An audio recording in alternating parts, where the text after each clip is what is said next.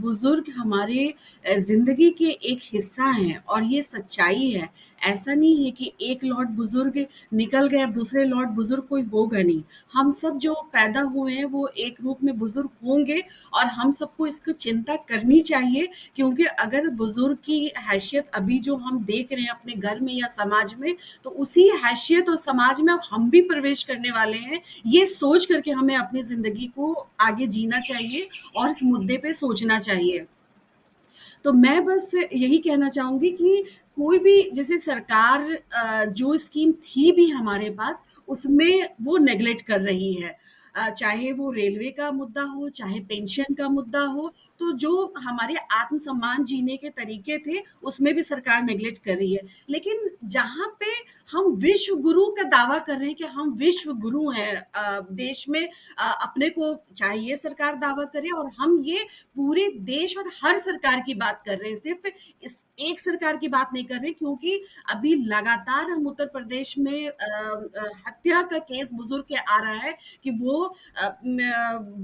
बच्चे उनके विदेश चले जा रहे हैं और बच्चे उनकी हत्या हो जा रही है, या लावारिस है, या उनको कोई खाना देने वाला नहीं है, अगर वो बीमार है तो उनको कोई हॉस्पिटल नहीं ले जाने वाला है। तो हम ये पूरे परिप्रेक्ष्य में उनको देख रहे हैं कि एक बुजुर्ग, एक जो 60-62 साल के बाद हम रिटायर करते हैं, तो जो दौर आ गया है कि हम अपनी पूरी संपत्ति और पूरे जो हमारी पूंजी होती है हम अपने बच्चों की परवरिश में लगा देते हैं, और उसके बाद मेरे सेहत का मुद्दा है, हमारे सर्वाइवल का मुद्दा है, हमारे आत्मसम्मान का मुद्दा है। तो जैसे बहुत सारे घरानों में देखते हैं कि कुछ बच्चे अपने माता पिता को बहुत अच्छे से देखते हैं, भले उनके पास पैसा हो या ना हो, लेकिन उनकी केयर है, उनकी रेस्पेक्ट है, उनके लिए वो सोचते हैं। लेकिन बहुत सारे घरानों में ऐसा है कि उसकी आर्थिक स्थिति से कोई रिश्ता नहीं है। हम बुजुर्ग की उस तरह, बुजुर्ग का मतलब कि रिटायर, हर तरह से रिटायर हो गए। बहुत सारे घरानों में मैंने ये देखा है कि बहुत मतलब बेटी बहू को ये भी देखा है कि जैसे किसी को कुछ पूरी खाने की ख्वाहिश है, तो वो उस पर ऑब्जेक्शन लगाते हैं कि अगर अभी इनका खुदा न खास्ता तबीयत खराब होगी तो इनको हॉस्पिटल लेकर के कौन दौड़ेगा। तो आप, एक दिल है हमारा, हम खाना खाना चाह रहे हैं, ऑफ कोर्स हमें अपना हेल्थ देख के खाना खाना चाहिए, लेकिन कभी-कभी हमें बहुत सारे रेस्ट्रिक्शंस भी होता है कि आप ये मत खाइए, वो नहीं खाइए, आप अगर बीमार पड़ जाइएगा तो आपको हॉस्पिटल लेके कौन दौड़ेगा। उसमें बहुत सारी मान्यता है, हमारी आर्थिक स्थिति उसमें शामिल है, उसमें सामाजिक स्थिति शामिल है, हमारे पूरे समाज का परिप्रेक्ष्य उसमें शामिल है। तो अगर सरकार अपनी तरफ से अगर बुजुर्गों के लिए सुविधा देती है, उसकी आर्थिक स्थिति से कोई रिश्ता ना हो, उसको मान लिया वो बीमार पड़े और सरकार का अगर हम एक हेल्पलाइन नंबर पे फोन करें और एक एम्बुलेंस आती है और आत्मसम्मानजनक से हमको उठा करके मुझे हॉस्पिटल में एडमिट करा देती है, जाहिर सी बात है कि आज हमारे एक बच्चे या दो बच्चे हैं, पढ़ाई लिखाई करके वो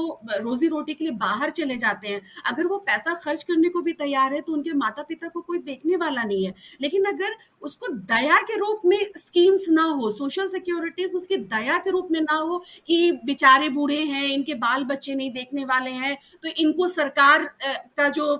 मुआवजा है वो मिलना चाहिए। एक ये हर बुजुर्ग के लिए होना चाहिए, हर वर्ग, हर तबके के लिए होना चाहिए। अगर वो ब्लेस्ड है कहीं से तो वो ठीक है, वो स्कीम नहीं लेगा, उसके बाल बच्चे देख रहे हैं, वो ब्लेस्ड है, उसको पहुंचाया जा रहा है। लेकिन एक समाज में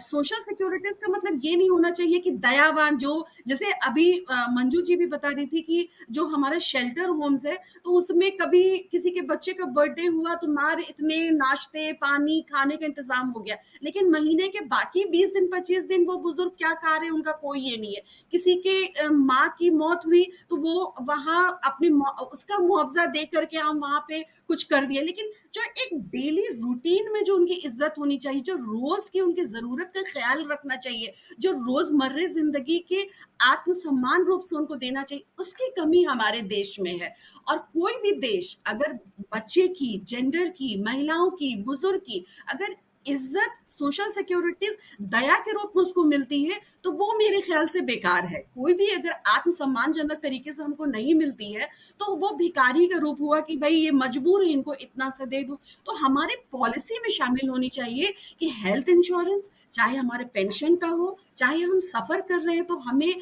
टिकट 50% डिस्काउंट पे हो, या हम स्टेशन पे हो तो हमारे लिए बहुत आत्मसम्मान तरीके से वॉलंटियर्स होने चाहिए सरकार की तरफ से, जो हमें अगर मेरे घुटने में दिक्कत है तो वो हमें व्हीलचेयर पे बिठा करके कहीं भी पहुँचा दे। क्योंकि एक घर में मान लिया कि एक सोने का रूम बना दिया जाए, उसमें सारी फैसिलिटीज़ है, लेकिन इंसानी फितरत है कि उसका मन करता है कि हम नीचे पार्क में घूमने के लिए जाएँ या हम एक शहर से दूसरे शहर घूमने के लिए जाएँ। तो जो होटल्स है, जो हमारे टूरिस्ट प्लेस है, अ, खाने जो हमारी पूरे आत्मसम्मान तरीके से होना चाहिए कि अगर हाँ, कोई बुजुर्ग अपना सफर करना चाहते हैं तो उसके वॉलेंटियर्स इतने अच्छे होने चाहिए कि यहाँ से हम किसी को स्टेशन में बैठा दिया, वहां किसी वॉलेंटियर्स ने उतार दिया। अगर हम किसी होटल में रुके तो वो होटल में एक सेंसिटिविटी होनी चाहिए कि हमारे यहाँ बुजुर्ग आए तो हम उनको रिसीव कर ले। तो कुल मिलाकर के पूरी जो सोशल सिक्योरिटीज और पॉलिसीज की बात है, वो आत्मसम्मान तरीके से सरकार को पॉलिसी ऐसी बनानी चाहिए और बुजुर्गों को मिलनी चाहिए। क्योंकि कोई भी देश का विकास महिलाओं का, बुजुर्ग का, बच्चों का या शिक्षा का अगर विकास नहीं होता है तो वो ना विश्व गुरु बन सकता है, ना हमारा एक जो सामाजिक परिप्रेक्ष्य में जो जो देश को आना चाहिए वो भी सफल नहीं होगा। शुक्रिया।